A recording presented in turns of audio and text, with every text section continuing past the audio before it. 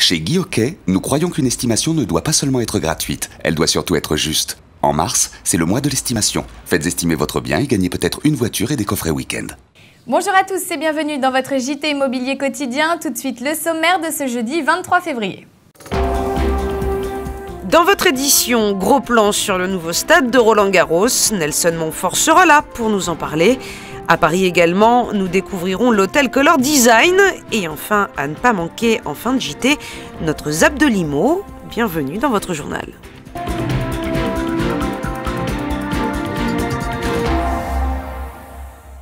Allez, partira pas, c'était la grande question concernant Roland-Garros. Eh bien, le projet d'extension a finalement été adopté porte d'Auteuil. Alors, quels vont être les changements prévus pour 2016? C'est l'enquête signée Eliès Houhou et Constance Pellegrin.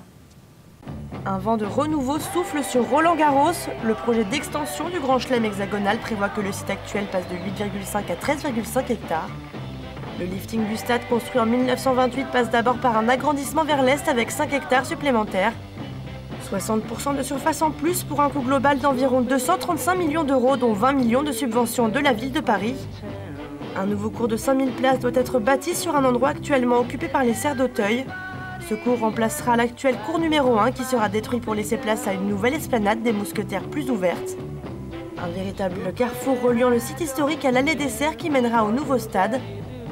Élément majeur du projet parisien, l'actuelle centrale Philippe Chatrier sera dotée d'un toit rétractable léger, permettant de poursuivre les matchs en cas de pluie et en session nocturne. Le central sera par ailleurs équipé de nouvelles tribunes d'une capacité totale de 15 000 places. L'intérieur du central sera enfin réaménagé avec 5 000 m² de surface supplémentaire pour les joueurs et les médias internationaux. La Fédération française ne sera pas propriétaire du stade mais va profiter d'un bail étendu à 99 ans. La redevance payée par la FFT à la ville va augmenter dès 2012 et passera de 1,6 million à 3 millions d'euros jusqu'en 2015. Elle doit ensuite évoluer pour une estimation chiffrée entre 5 et 7 millions d'euros par an jusqu'en 2020. Avec ce projet d'extension, la capitale souhaite inscrire la porte d'Auteuil au cœur d'un vaste pôle sportif comprenant notamment la rénovation de la piscine Molitor. La rénovation du Parc des Princes est envisagée en vue de l'Euro 2016 de football qui sera organisé en France, ainsi que la construction d'un nouveau stade Jean Bouin pour l'équipe de rugby du Stade français.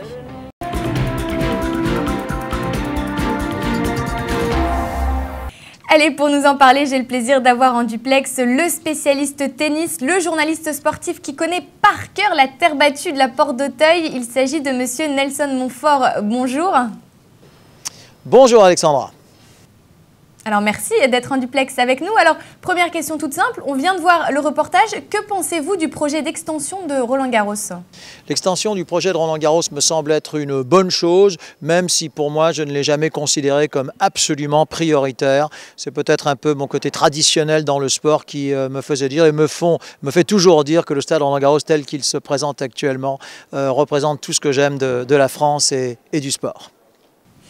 Alors on le sait, ce n'est plus un secret pour personne, le projet devait être délocalisé en dehors de Paris. Alors était-ce une bonne ou une mauvaise nouvelle finalement ?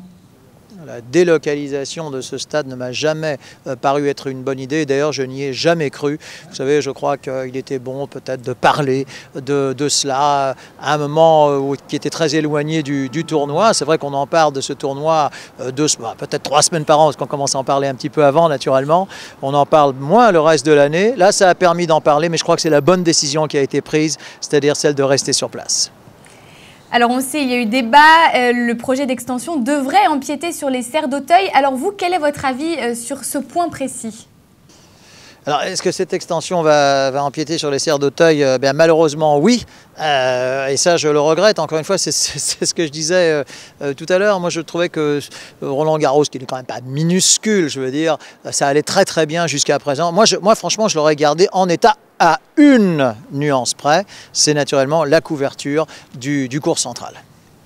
Et est-ce que vous pensez que Roland-Garros va devenir le grand chelem numéro 1, va devenir la référence à travers le monde ?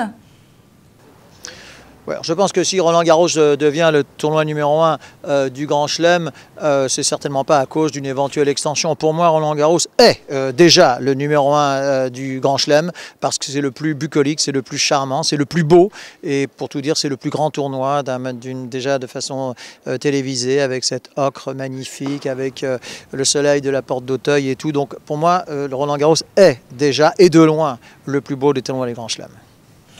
Allez, enfin, pour se quitter, un petit clin d'œil, Monsieur Montfort. Est-ce que finalement, vous n'avez pas peur de vous perdre dans toutes les allées de ce nouveau Roland-Garros qu'on devrait découvrir en 2016 ?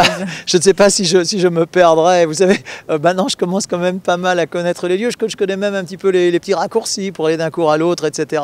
Donc non, je pense que je me ferai assez bien et assez volontiers aux nouvelles méandres de ce stade. Mais enfin, vous savez, vu le planning, etc., c'est pas avant quelques années. Donc je ne sais pas, même si je serai toujours en fonction à ce moment-là, mais voilà, en tout cas bonne chance à cette extension et bonne chance à ce qui est toujours pour moi le plus beau des tournois du monde. Très bien, nous aussi nous y serons. Merci beaucoup Nelson Montfort d'avoir été en duplex. Merci Alexandra, au revoir et à bientôt.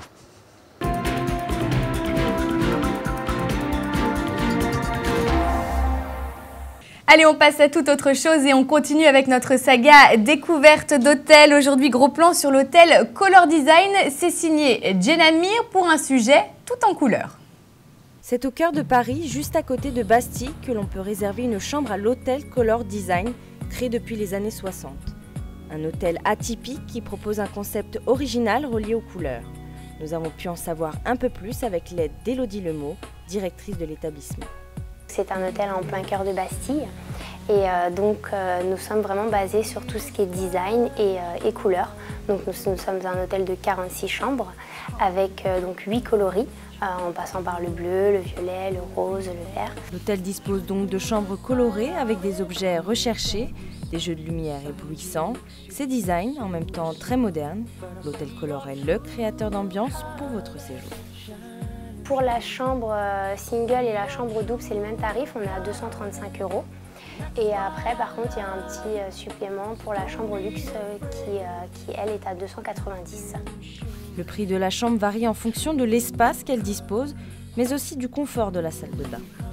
Nous avons tout un décor blanc qui permet de vraiment refaire sortir ce côté couleur. De l'ancien hôtel standard, il ne reste que la cave. Elle a été rénovée en une salle de petit déjeuner pour accueillir les clients. Un endroit calme, convivial et même concept, on apporte des touches de couleur sur les tasses, les verres et même les bonbons.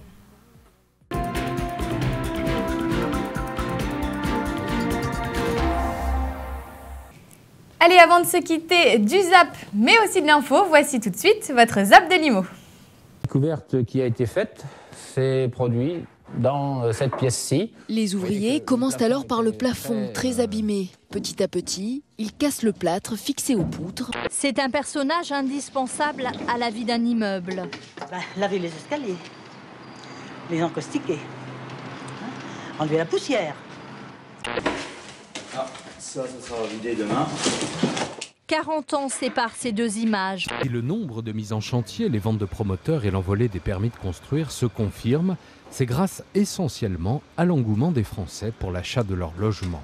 Au total, 17 kilos d'or pour une valeur de plus de 700 000 €. Des pièces bien connues des collectionneurs, frappées entre 1851 et 1928, appartenant à un industriel qui travaillait sur les jus de raisin. Alain va remplacer l'ancien gardien en arrêt maladie. C'est moi. Pour cela, il s'est formé pendant 2 mois, alternant stages et cours magistraux. Le concept séduit bien plus qu'une poignée d'artistes. Ces logements écologiques, économiques et design se développent pour y accueillir jeunes actifs, entreprises ou étudiants branchés. Selon le Code civil, le butin découvert par hasard devrait être partagé entre l'inventeur, c'est-à-dire l'ouvrier qui l'a trouvé, et la maison Alexandre Bonnet, propriétaire du bâtiment depuis 1981. Voilà, c'est la fin de votre journal. Merci de nous avoir suivis. N'oubliez pas que sur TV Imo, en cliquant sur l'onglet Annonces, vous aurez accès à toutes les offres de vente et de location de nos réseaux partenaires. Vous pouvez également revisionner l'intégralité de cette émission sur notre site www.tvimo.fr. Quant à moi, j'ai le plaisir de vous retrouver vendredi pour un nouveau journal. Alors surtout, restez connectés, ne manquez rien et à demain.